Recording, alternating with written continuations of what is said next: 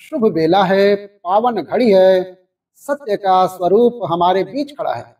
सत्यनारायण भगवान की कथा जो जीवन के हर संकट को हरती है। सच्ची श्रद्धा और भक्ति से जो सुनी जाए तो मनोकामनाएं पूर्ण करती हैं। हरे कृष्ण। सभी प्रेम से बोलिए श्री सत्यनारायण भगवान की जय।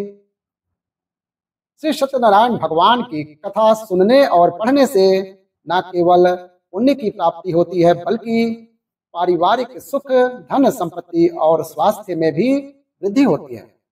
ये कथा मनुष्य को सत्य मार्ग पर चलने की प्रेरणा देती है, उसके पापों का नाश करती है और उसके जीवन में सुख समृद्धि लाती है। चाहे विवाह में अड़चन हो, संतान सुख की इच्छा हो या फिर व्यापार में बाधा हो, श्री सत्यनारायण भगवान की व्रत और कथा हर समस्या का समाधान मानी जाती है। तो आइए अपने मन, वचन और कर्म को शुद्ध करके श्रद्धा भाव से सुनते हैं सत्य और विश्वास की अद्भुत गाथा, श्री सत्यनारायण भगवान की कथा। ओम श्री गणेशाय नमः। श्री लक्ष्मी नारायण भगवान की जय। श्री सत्यनारायण भगवान की जय। पौराणिक कथा के अनुसार एक समय नैमिषारण्य तीर्थ में 88,000 ऋषियों ने श्री सूत जी से कहा, हे प्रभु, इस कलयुग में वेद विद्या रहित मनुष्यों को प्रभु भक्ति किस प्रकार मिलेगी और उनका उद्धार कैसे होगा? ये मनुष्य श्रेष्ठ, कोई ऐसा तत्व कहिए जिससे थोड़े समय में पुण्य प्राप्त होवे और मनवांछित फल मिले। ऐसी कथा को सुनने की हमारी इच्छा है। सर्वशास्त्र ज्ञाता श्री सूत जी बोले, हे वैष्णवों, मैं पूज्य, आप सबने प्राणियों के हित की बात पूछी है। अब मैं उस श्रेष्ठ व्रत को आप लोगों से कहूंगा जिस व्रत को नारद जी ने श्री लक्ष्मी नारायण भगवान से पूछा था और लक्ष्मीपति ने मुनि श्रेष्ठ नारद जी से कहा था, सो ध्यान पूर्वक सुनो। एक समय योगी राज नारद जी दूसरों के हित की इच्छा से अनेक लोकों में घूमते हुए मृत्यु लोक में आ पहुंचे। यहाँ अनेक योनियों में जन्मे हुए प्राय सभी मनुष्यों को अपने कर्मों के अनुसार अनेकों दुखों से पीड़ित देखकर सोचा कि किस यत्न के करने से निश्चय ही प्राणियों के दुखों का नाश हो सकेगा। ऐसा मन में सोचकर देवर्षि मुनि श्री विष्णु लोक को गए। वहां श्वेत वर्ण और 4 भुजाओं वाले देवों के इष्ट नारायण को देखकर, जिनके हाथों में शंख, चक्र, गदा और पद्म थे तथा वरमाला पहने हुए थे, स्तुति करने लगे, हे भगवान, आप अत्यंत शक्ति से संपन्न हैं। मन तथा वाणी भी आपको नहीं पा सकते। आपका आदि, मध्य और अंत भी नहीं है। आप सृष्टि के आदि भूत और भक्तों के सभी दुखों को नष्ट करने वाले हो। आपको मेरा नमस्कार है। नारद जी से इस प्रकार की स्तुति सुनकर भगवान श्री विष्णु बोले, हे मुनिश्रेष्ठ, आपके मन में क्या है? आपके किस काम के लिए आगमन हुआ, ने संकोच कहिए। तब नारद मुनि बोले, प्रभु, मृत्यु लोक में सब मनुष्य जो अनेक योनियों में भटक रहे हैं, अपने अपने कर्मों के द्वारा अनेक प्रकार के दुखों से दुखी हो रहे हैं। हे नाथ, यदि आप मुझ पर दया रखते हो तो बतलाइए कि उन मनुष्यों के सब दुख थोड़े से ही प्रयत्न से कैसे दूर हो सकते हैं। तब श्री विष्णु भगवान जी बोले, हे नारद, मनुष्यों की भलाई के लिए तुमने बहुत अच्छी बात पूछी है। जिस काम के करने से मनुष्य मोह से छूट जाता है वह मैं कहता हूँ, सुनो। बहुत पुण्य देने वाला स्वर्ग तथा मृत्यु लोक दोनों में दुर्लभ एक अत्यंत उत्तम व्रत है। आज मैं प्रेम वश होकर तुमसे कहता हूँ।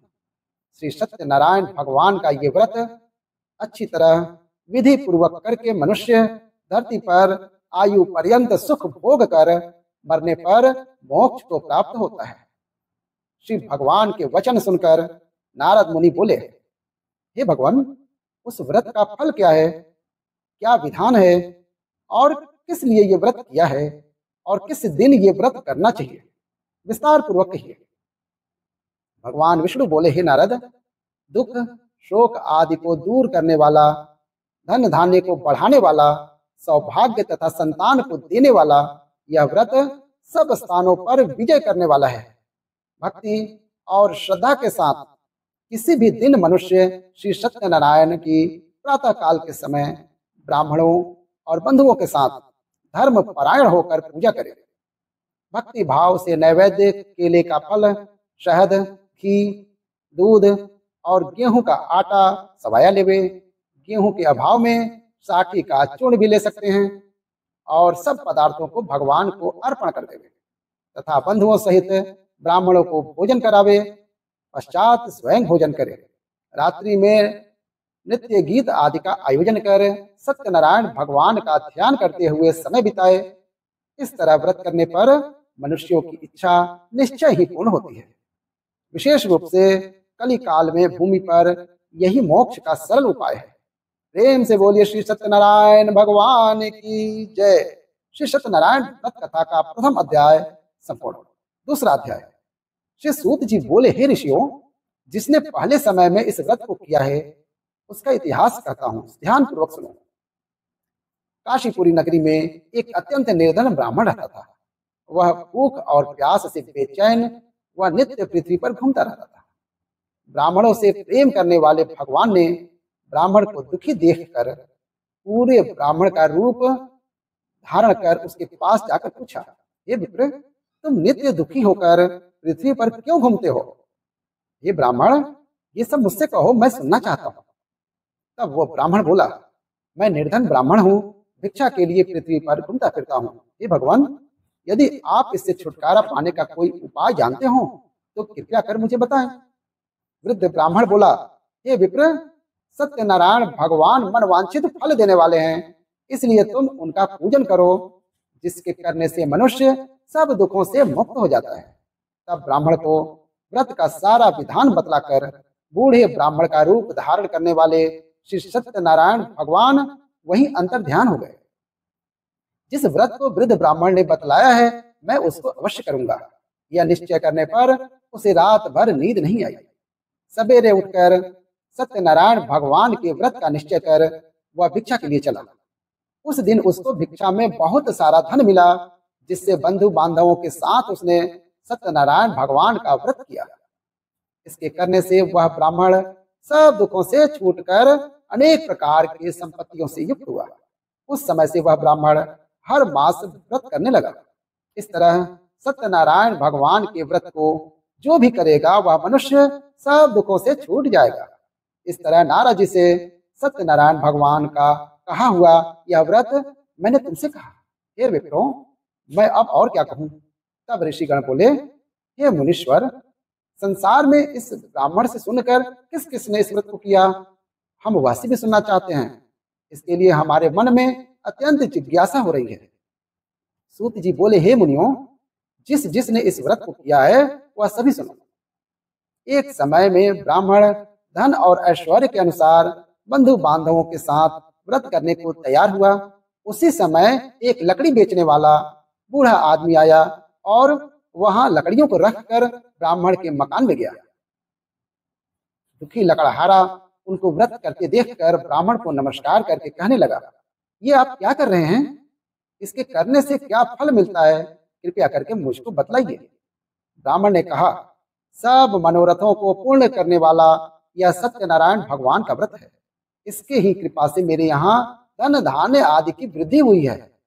ब्राह्मण से इस व्रत के बारे में जानकर लकड़हारा अत्यंत प्रसन्न हुआ। चरणामृत लेकर प्रसाद ग्रहण करने के बाद में वह अपने घर को गया। अगले दिन लकड़हारे ने अपने मन में इस प्रकार का संकल्प लिया कि आज गांव में लकड़ी बेचने से जो धन मिलेगा उसी से सत्यनारायण भगवान का उत्तम व्रत करूंगा। ऐसा मन में निश्चय कर वह बूढ़ा आदमी लकड़ियां अपने सिर पर रखकर जिस नगर में धनवान लोग रहा करते थे ऐसे सुंदर नगर में गया। उस दिन वहां पर उसे उन लकड़ियों का दाम पहले से चौगुना मिला। तब वह लकड़हारा दाम लेकर अति प्रसन्न होकर पके केले, शक्कर, घी, दूध, दही और गेहूं का चूर्ण आदि लेकर सत्यनारायण भगवान के व्रत की कुल सामग्रियों को लेकर अपने घर गया। फिर उसने अपने परिवारजनों को बुलाकर विधि के साथ भगवान का पूजन और व्रत किया। उस व्रत के पुण्य प्रभाव से वह बूढ़ा लकड़हारा धन पुत्र आदि से युक्त हुआ और संसार के समस्त सुख भोग कर अंत में वैकुंठ लोक को चला गया। श्री सत्यनारायण भगवान की जय। श्री सत्यनारायण भगवान के व्रत कथा का दूसरा अध्याय संपन्न। तीसरा अध्याय। श्री सूत जी बोले, हे श्रेष्ठ मुनियों, अब आगे की कथा कहता हूँ, सुनो। पहले समय में उल्का मुख नाम का एक बुद्धिमान रहा करता था। वह सत्य वक्ता और जितेंद्रिय था। प्रतिदिन देव स्थानों पर जाता और गरीबों को धन देकर उनके कष्ट दूर करता था। उसकी पत्नी कमल के समान मुख वाली और सती साध्वी थी। पुत्र प्राप्ति के लिए भद्रशिला नदी के तट पर उन दोनों ने सत्यनारायण भगवान का व्रत किया। उस समय वह एक साधु नामक वैश्य आया और उसके पास व्यापार के लिए बहुत सारा धन था। वह नाव को किनारे पर ठहराकर राजा के पास आ गया और राजा को व्रत करते देखकर विनय के साथ पूछने लगा, हे राजा, भक्ति युक्त चित्त से यह आप क्या कर रहे हैं? मेरी सुनने की इच्छा है, सो आप मुझे यह बताइए। तब राजा बोला, हे वैश्य, अपने बांधवों के साथ पुत्र आदि की प्राप्ति के लिए यह महाशक्तिमान सत्यनारायण भगवान का व्रत और पूजन मैं कर रहा हूँ। राजा के वचन सुनकर साधु आदर से बोला, हे राजन, मुझसे भी इसका संविधान कहो, मैं भी आपके कहे अनुसार इस व्रत को अवश्य करूंगा। मेरी भी कोई संतान नहीं है और मुझे विश्वास है कि इस व्रत के करने से निश्चय ही मुझे संतान प्राप्ति होगी।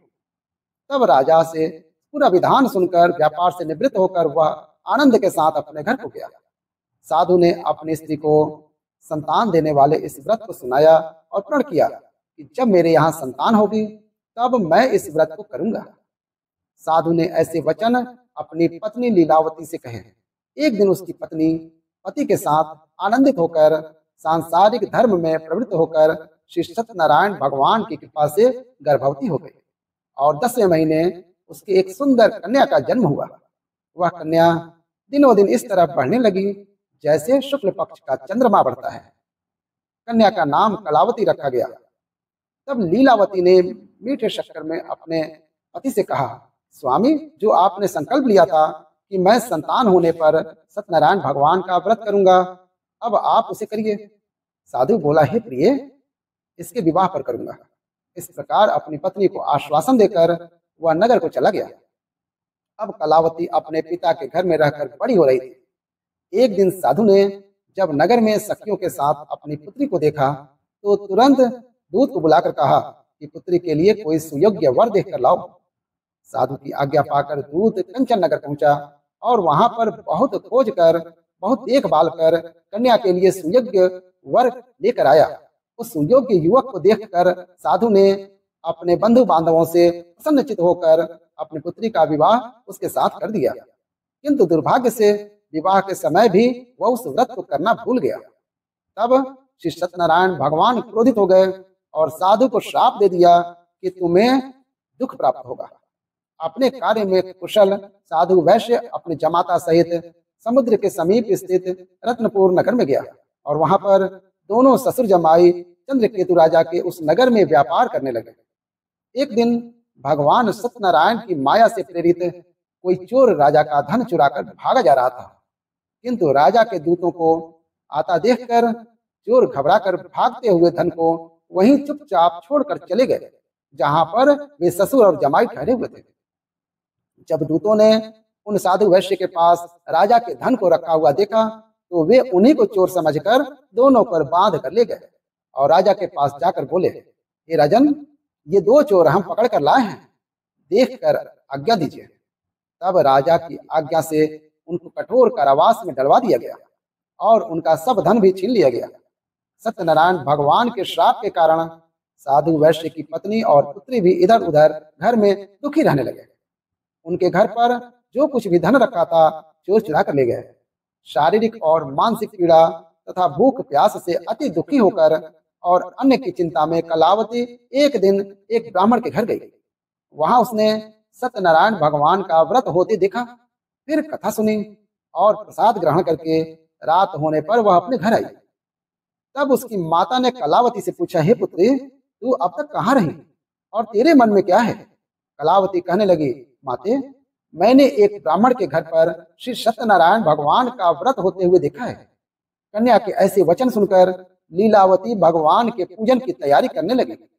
लीलावती ने परिवार और बंधुओं सहित श्री सत्यनारायण भगवान का पूजन किया और वर मांगा कि मेरे पति और दामाद शीघ्र घर आ जाएं। साथ ही प्रार्थना की कि हम सबका अपराध क्षमा करो। सत्यनारायण भगवान इस व्रत से संतुष्ट हो गए और राजा चंद्रकेतु को स्वप्न में दर्शन देकर कहा, हे राजन, तुमने जिन दोनों वैश्यों को बंदी बना रखा है वे निर्दोष हैं। उन्हें प्रातः ही छोड़ दो और उनका सब धन जो तुमने ले लिया है उसे वापस लौटा दो, नहीं तो मैं तेरा धन, राज, पुत्र आदि सब नष्ट कर दूंगा। राजा से ऐसे वचन कहकर भगवान अंतर्ध्यान हो गए। प्रातः काल राजा चंद्रकेतु ने सभा में अपना स्वप्न सुनाया, फिर दोनों को कैद से मुक्त कर सभा में बुलाया। दोनों ने आते ही राजा को नमस्कार किया। राजा मीठे वचनों से बोला, हे महानुभावों, तुम्हें दैववश ऐसा कठिन दुख प्राप्त हुआ है, अब तुम्हें कोई दुख नहीं है और कोई भय भी नहीं है। ऐसा कहकर राजा ने उन्हें नए नए वस्त्र और आभूषण पहनाए और उनका जितना धन लिया था उससे 2 गुना धन देकर आदर सहित विदा कर दिया। तब वे दोनों वैश्य अपने घर को चल दिए। श्री सत्यनारायण भगवान की जय। श्री सत्यनारायण व्रत कथा का 3रा अध्याय संपन्न हुआ। 4था अध्याय। श्री सूत जी बोले, साधु बनिया मंगलाचरण कर और ब्राह्मण को धन देकर अपने नगर के लिए चल पड़ा। साधु के कुछ दूर जाने पर इधर भगवान सत्यनारायण की उसकी सत्यता की परीक्षा लेने के विषय में जिज्ञासा हुई। तब वे एक दंडी का वेश बनाकर उस बनिए के सामने गए और पूछा, साधु तुम्हारे नाव में क्या भरा है? तब धन के मद में चूर दोनों महाजनों ने अवहेलना पूर्वक हंसते हुए कहा, दंडी सन्यासी क्यों पूछ रहे हो? क्या कुछ मुद्रा लेने की इच्छा है? हमारी नाव में तो लताओं पत्ते आदि भरे हैं। उनकी ऐसी निष्ठुर वाणी सुनकर दंडी वेशधारी भगवान बोले, तुम्हारी बात सच हो जाए। ऐसा कहकर दंडी सन्यासी को रूप धारण किए हुए भगवान कुछ दूर जाकर समुद्र के समीप बैठ गए। इधर दंडी के चले जाने से नित्य क्रिया करने के बाद उतराई हुई यानी जल में ऊपर की ओर उठी हुई नौका को देखकर साधु अत्यंत आश्चर्य में पड़ गया और नाव में लता और पत्ते आदि देखकर मूर्छित होकर पृथ्वी पर गिर पड़ा। होश आने पर वह चिंतित हो गए। तब उसके दामाद ने इस प्रकार कहा, पिताजी आप शोक क्यों कर रहे हैं? दंडी ने श्राप दे दिया है। इस स्थिति में वे ही चाहें तो सब कुछ कर सकते हैं, इसमें संशय नहीं है। अतः उन्हीं की शरण में हमको चलना चाहिए और वहीं अपने मन की इच्छा पूर्ण हो गई। दामाद की बात सुनकर वे साधु बनिया उनके पास गया और दंडी को देखकर उसने भक्ति पूर्वक उन्हें प्रणाम किया तथा आदर पूर्वक कहने लगा, आपके सम्मुख मैंने जो कुछ भी कहा है, असत्य भाषण, जो अपराध किया है, आप कृपया मेरे उस अपराध को क्षमा कर दीजिए। ऐसा कहकर बार बार प्रणाम करके वह महान शोक से व्याकुल हो गया। दंडी ने उस बनिए को रोते हुए देखकर कहा, हे मूर्ख, रो मत, मेरी बात सुनो। मेरी पूजा से उदासीन होने के कारण तथा मेरी आज्ञा से ही तुमने बार बार दुख प्राप्त किया है। भगवान की ऐसी वाणी सुनकर वह उनकी स्तुति करने लगा। साधु ने कहा, हे प्रभु, ये आश्चर्य की बात है कि आपकी माया से मोहित होने के कारण ब्रह्मादि देवता भी आपके गुण और रूपों को यथावत रूप से नहीं जान पाते। फिर मैं मूर्ख आपकी माया से मोहित होने के कारण भला कैसे जान सकता हूँ? प्रभु, आप मुझ पर कृपा कीजिए और मुझ पर प्रसन्न होइए। मैं अपनी धन संपत्ति के अनुसार आपकी पूजा करूंगा। मैं आपकी शरण में हूँ। मेरा जो नौका में स्थित पूरा धन था उसकी और मेरी रक्षा करें। उस बनिए की भक्ति युक्त वाणी सुनकर भगवान जनार्दन संतुष्ट हो गए। भगवान जनार्दन उसे अभिष्ट वर प्रदान कर वहीं अंतर्ध्यान हो गए। इसके बाद वह साधु अपनी नौका में चढ़ा और उसे धन धान्य से भरी हुई देखकर भगवान सत्यनारायण की कृपा से हमारा मनोरथ सफल हो गया। ऐसा कहकर स्वजनों के साथ उसने भगवान की विधिवत पूजा की। भगवान श्री सत्यनारायण की कृपा से वह आनंद से परिपूर्ण हो गया और नाव को यत्न पूर्वक संभाल कर उसने अपने देश को प्रस्थान किया। साधु बनिए ने अपने दामाद से कहा, वह देखो, मेरी रत्नपुरी नगरी दिखाई दे रही है। इसके बाद उसने अपने धन की रक्षक दूत को अपने आने का समाचार देने के लिए अपनी नगरी में भेजा। उसके बाद उस दूत ने नगर में जाकर साधु की पत्नी को हाथ जोड़कर प्रणाम किया और उसके लिए अभिष्ट बात की। सेठ जी अपने दामाद और बंधु वर्ग के साथ बहुत सारे धन धान्य से संपन्न होकर नगर के निकट पधार गए हैं। दूत के मुख से ये बात सुनकर वह अत्यंत आनंदित हुई और उस साध्वी ने श्री सत्यनारायण भगवान की पूजा करके अपनी पुत्री से कहा, पुत्री, मैं साधु के दर्शन के लिए जा रही हूँ, तू भी जल्दी आना। माता का ऐसा वचन सुनकर व्रत को समाप्त करके प्रसाद का परित्याग करके कलावती भी अपने पति का दर्शन करने के लिए चल पड़ी। इससे भगवान सत्यनारायण भगवान रुष्ट हो गए और उन्होंने उसके पति को तथा नौका को धन के साथ हरण करके जल में डुबो दिया। इसके बाद कलावती कन्या अपने पति को ना देखकर महान शोक से रुदन करती है और पृथ्वी पर गिर जाती है। नाव का अदर्शन और कन्या को अति दुखी देखकर भयभीत मन से साधु बनिए ने सोचा कि ये क्या आश्चर्य हो गया। नाव का संचालन करने वाले भी सभी चिंतित हो गए। इसके बाद वह लीलावती भी कन्याओं को देखकर दुख से व्याकुल हो गई और अत्यंत दुख से विलाप करती हुई अपने पति से इस प्रकार बोली, स्वामी, अभी अभी नौका के साथ में अदृश्य कैसे हो गया? न जाने किस देवता की उपेक्षा से नौका हरण कर ली गई, या फिर श्री सत्यनारायण भगवान का महात्म्य कौन जान सकता है। ऐसा कहकर वह अपने परिवारजनों के साथ विलाप करने लगी और कलावती कन्या को गोद में लेकर रोने लगी। कलावती भी अपने पति के नष्ट हो जाने पर दुखी हो गई और पति की पादुका लेकर उनका अनुगमन करने के लिए उसने मन में निश्चय किया। कन्या के इस प्रकार के आचरण को देखकर पत्नी सहित वह धर्म के साधु बनिया अति शोक व्याकुल हो गया और सोचने लगा, या तो भगवान सत्यनारायण ने ये अपहरण किया है, या फिर हम सभी भगवान सत्यनारायण भगवान की माया से मोहित हो गए। अपने धन की शक्ति के अनुसार मैं भगवान श्री सत्यनारायण की पूजा करूंगा। तब सभी को बुलाकर इस प्रकार कहकर उसने अपने मन की इच्छा प्रकट की और बारंबार भगवान सत्यनारायण को दंडवत प्रणाम किया। इस प्रकार परिपालक भगवान सत्यनारायण प्रसन्न हुए। भक्त वत्सल भगवान ने कृपा पूर्वक आकाशवाणी की कि तुम्हारी कन्या प्रसाद छोड़कर अपने पति को देखने चली आई है। निश्चय ही इस कारण से उसका पति अदृश्य हो गया है। यदि घर जाकर यह प्रसाद ग्रहण करके वापस आए तो हे साधु बनिया, तुम्हारी पुत्री पति को प्राप्त करेगी, इसमें संशय नहीं है। कलावती ने भी यह दिव्य आकाशवाणी सुनी तो वह शीघ्र ही अपने घर गई और उसने प्रसाद को ग्रहण किया। वापस आकर उसने अपने परिवारजनों और अपने पति को भी देखा। तब कलावती कन्या ने अपने पिता से कहा कि पिताजी, अब तो घर चलिए, देरी क्यों कर रहे हैं? कन्या की बात सुनकर सभी संतुष्ट हो गया और विधि विधान से भगवान सत्यनारायण का पूजन करके धन तथा बंधु बांधवों के साथ अपने घर को गया। इसके बाद पूर्णिमा और संक्रांति पर्वों पर भगवान सत्यनारायण का पूजन करते हुए इस लोक में सुख भोग कर अंत में वे सत्य पर वैकुंठ लोक को चला गया। प्रेम से बोलिए श्री सत्यनारायण भगवान की जय। श्री सत्यनारायण भगवान व्रत कथा का चौथा अध्याय संपूर्ण। पांचवा अध्याय। श्री सूत जी बोले, श्रेष्ठ मुनियों, अब इसके बाद मैं दूसरी कथा कहूंगा। आप लोग ध्यान पूर्वक सुनिए। अपनी प्रजा का पालन करने में तत्पर तुंगध्वज नामक एक राजा था। उसने सत्य देव के प्रसाद का परित्याग करके दुख प्राप्त किया। एक बार वह वन में बहुत से पशुओं को मारकर वट वृक्ष के नीचे आया। वहां उसने देखा कि गोपगण बंधु बांधवों के साथ संतुष्ट होकर भक्ति पूर्वक भगवान सत्यदेव की पूजा कर रहे हैं। राजा यह देखकर भी अहंकार वश न तो वहां गया और न उसने भगवान से सत्यनारायण को प्रणाम भी नहीं किया। पूजन के बाद सभी तो उठकर भगवान का प्रसाद राजा के समीप रखकर वहां से लौट आए और इच्छा अनुसार उन सभी ने भगवान का प्रसाद ग्रहण किया। इधर राजा को प्रसाद का परित्याग करने से बड़ा दुख मिला। उसका संपूर्ण धन धान्य और सभी सौपुत्र नष्ट हो गए। राजा ने मन में यह निश्चय किया कि अवश्य ही भगवान सत्यनारायण ने हमारा नाश कर दिया है, इसलिए मुझे वहां जाना चाहिए जहां श्री सत्यनारायण भगवान का पूजन हो रहा था। ऐसा मन में निश्चय करके वह राजा गोपगणों के समीप गया और उसने गोपगणों के साथ भक्ति श्रद्धा से युक्त होकर विधि पूर्वक भगवान सत्यनारायण की पूजा की।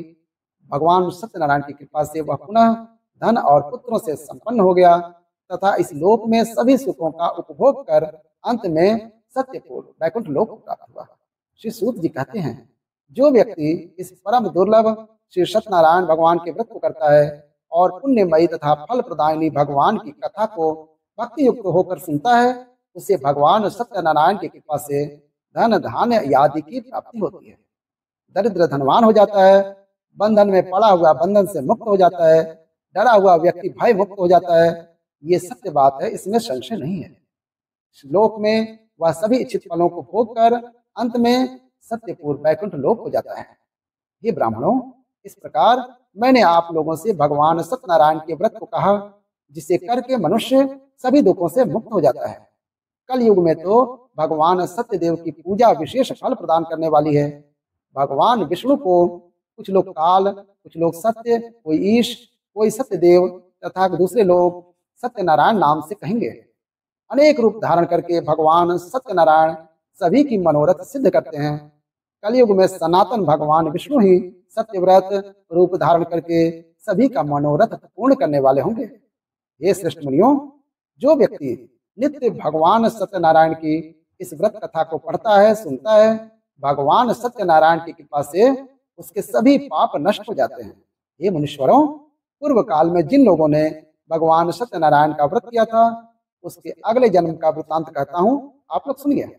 महान प्रजा संपन्न शतानंद नाम के ब्राह्मण सत्यनारायण व्रत करने के प्रभाव से दूसरे जन्म में सुदामा नामक ब्राह्मण हुए और उस जन्म में भगवान श्री कृष्ण का ध्यान करके उन्होंने मोक्ष प्राप्त किया।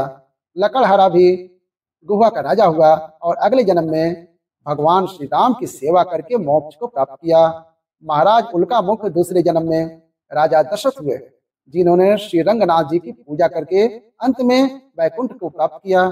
इस प्रकार धार्मिक और सत्यव्रती साधु पिछले जन्म के सत्यव्रत के प्रभाव से अपने दूसरे जन्म में मोरध्वज नाम का राजा हुआ।